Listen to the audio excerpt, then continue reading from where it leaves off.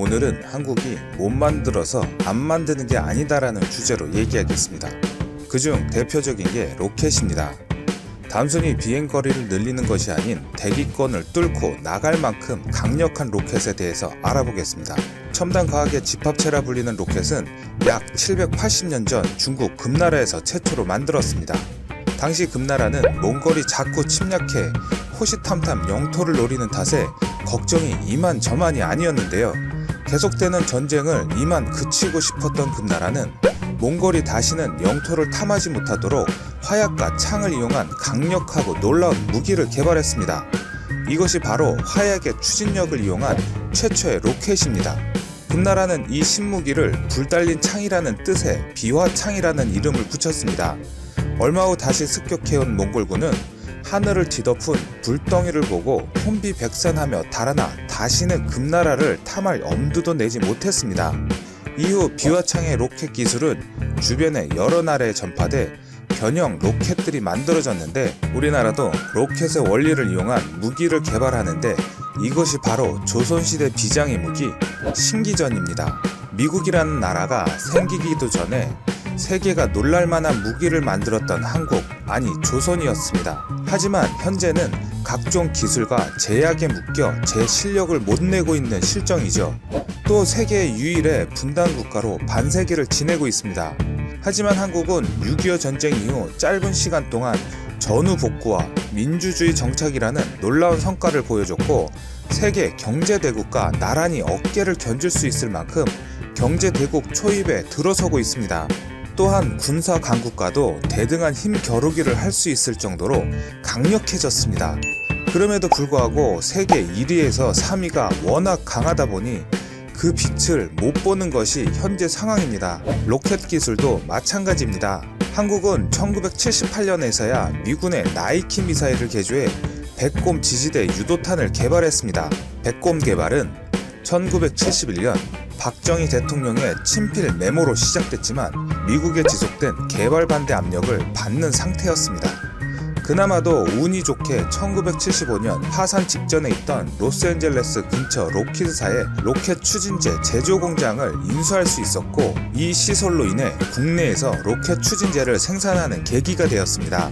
하지만 이후 현무 미사일 개발 과정에서 한국은 미국의 사거리 180km 이상의 로켓은 개발하지 않는다고 각서를 썼는데 이것이 바로 한미 미사일 지침으로 지금까지 국내 로켓과 미사일 개발에 족쇄가 되고 있는 것이죠.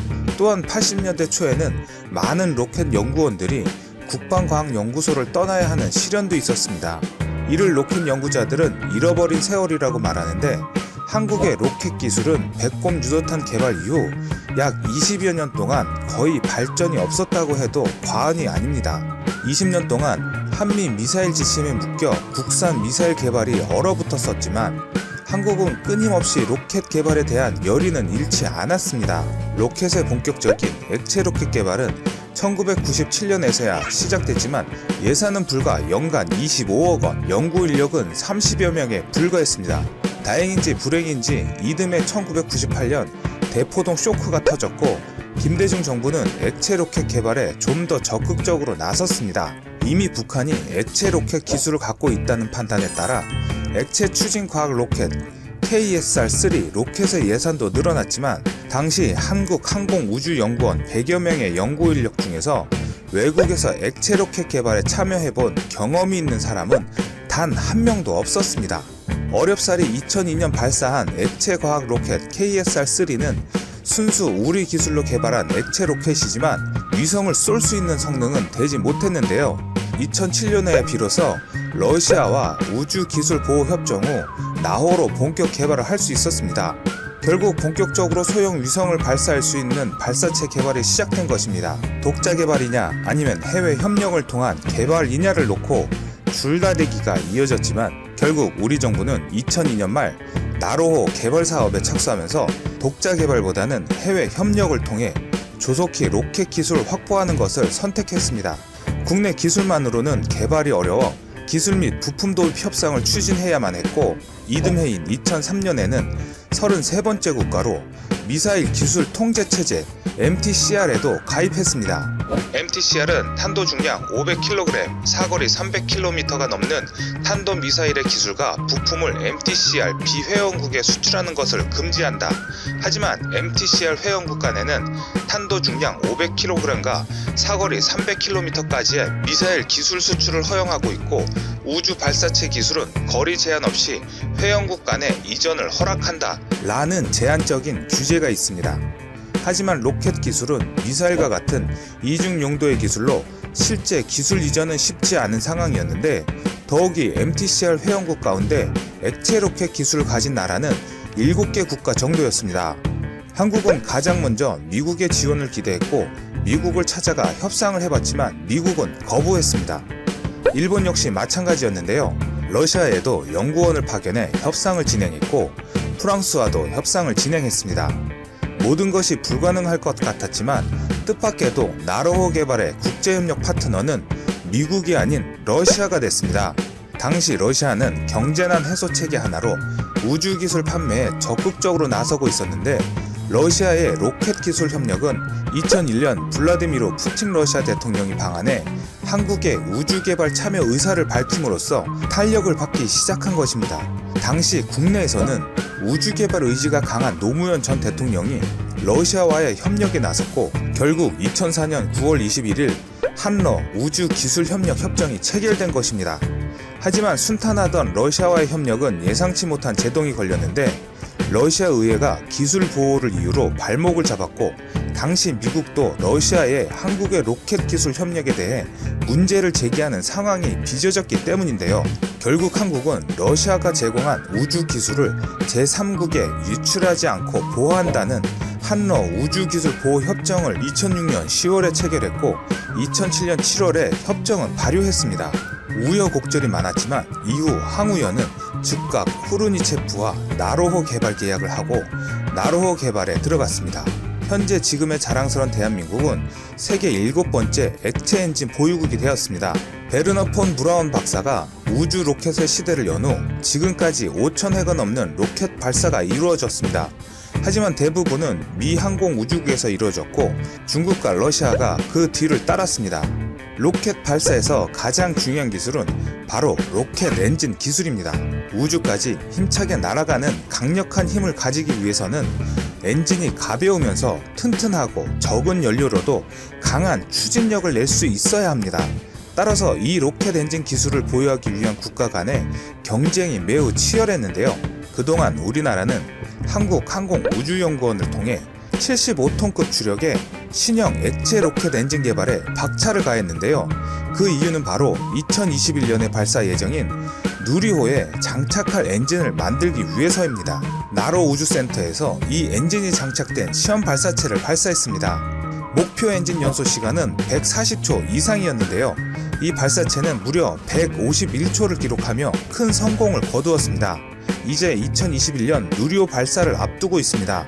우주에도 로켓을 쏘아 올릴 수 있는 기술이 성공한다면 국산 대륙간 탄도미사일 ICBM 개발도 얼마 남지 않을 것입니다. 한국은 못 만들어서 안 만드는 나라가 아닙니다. 대한민국이 6.25 참전국인 콜롬비아에 공여한 포항급 초계함 알미란테 토노함이 현지 시각으로 지난 11월 27일 콜롬비아 해군 기지에 도착했습니다. 지난 10월 4일 진해항을 출항한 지 근 2달에 가까운 항해 끝에 마침내 목적지 콜롬비아에 도착한 것인데요. 알미란테 토노함은 퇴역 포항급 초계함인 익산함을 콜롬비아가 인수하면서 붙인 항명인데요. 콜롬비아에 공여된 익산함은 2014년 7월 양조한 동해급 안양함, 콜롬비아 항명으로는 나리뇨함에 이어 두 번째로 콜롬비아에 공여된 함정입니다. 1988년 9월 우리 기술로 건조해 취역한 익산함은 30여 년간 우리 항해를 수호한 뒤 지난 2018년 12월 퇴역했죠. 익산함은 속력, 화력, 안정성을 갖춘 포항급 초계함입니다. 길이는 88.3m이며 너비 10m, 홀수 2.9m이며 만재 수량은 1220톤이죠. 최대 속력은 32노트,